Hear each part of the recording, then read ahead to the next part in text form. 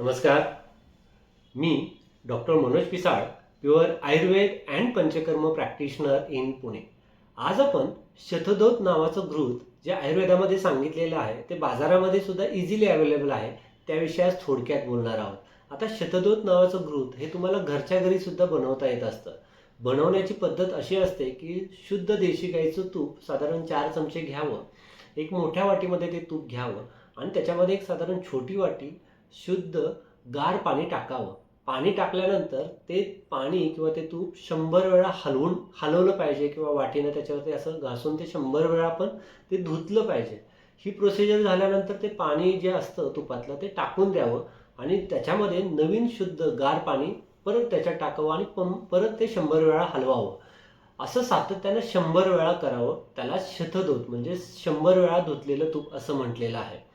आता ह्या प्रोसिजरमध्ये आपण ज्यावेळी तूप घेत असतो देशी गाईचं त्यावेळी साधारण ते पिवळ्या कलरचं असतं. ही प्रोसिजर कंप्लीट होत असताना म्हणजे 100 वेळापर्यंत धूत असताना त्या पिवळ्या कलरचा जो तुपाचा कलर असतो तो हळूवारपणे कमी कमी होऊन ज्यावेळी हे तूप बनलं जातं शतदोत त्यावेळी तुपाचा कलर हा स्वच्छ पांढऱ्या कलरचा येत असतो.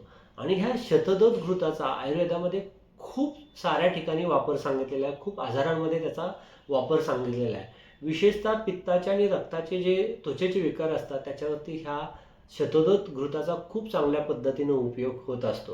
चेहऱ्यासाठी सुद्धा याचा अतिशय चांगला उपयोग होत असतो. हे तूप अँटीबॅक्टेरियल अँटी एजिंग म्हणून सुद्धा काम करत असतं.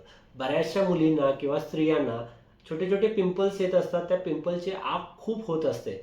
तर ह्यासाठी शतदोत नावाचं घृत साधारण हलकंसं घ्यावं आणि जसे आपण क्रीम्स लावत असतो तसं ते हळूवारपणे ते चेहऱ्यावरती लावावं. हलकासा मसाज द्यावा. ह्या तुपाचा चेहऱ्याच्या डागांसाठी, लालसरपणासाठी, आगेसाठी खूप चांगल्या पद्धतीने उपयोग होत असतो. बऱ्याच लोकांचे ओठ हे कोरडे पडत असतात. कोरडे पडून ते फुटत असतात किंवा त्याच्यातून रक्त येत असतं. ह्या कोरड्या ओठांसाठी शतदोत हे अतिशय चांगल्या पद्धतीनं काम करत असतं आणि त्याचा कुठलाही साईड इफेक्ट होत नाही.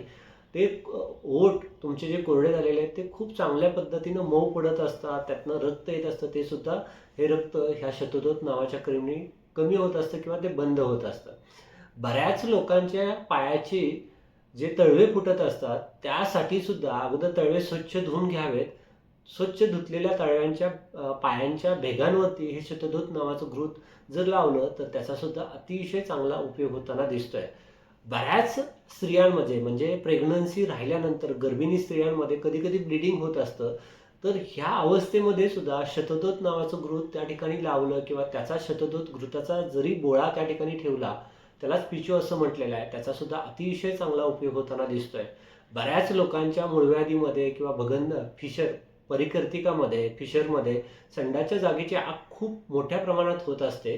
तर त्या ठिकाणी सुद्धा शतदोत नावाचं घृत जर लावलं तर त्याचा अतिशय चांगला उपयोग होताना दिसतोय. त्यामुळे हे शतदोत घृत हे खूप साधं औषध परंतु परिणामी त्याचे रिझल्ट खूप चांगल्या पद्धतीने येत असतात आणि ते तुम्ही इझिली घरामध्ये बनवू शकत असता. हे तूप बनवल्यानंतर ज्याचा वापर केल्यानंतर ते तुम्ही साधारण फ्रीजमध्ये ठेवून हे एकदा बनवलेलं तूप साधारण 3 ते 4 महिने नक्की त्याचा वापर आपल्याला ज्यावेळी गरज लागेल त्यावेळी तुम्ही करू शकत असता. त्यामुळे ह्याचा वापर नक्की करून बघा. धन्यवाद.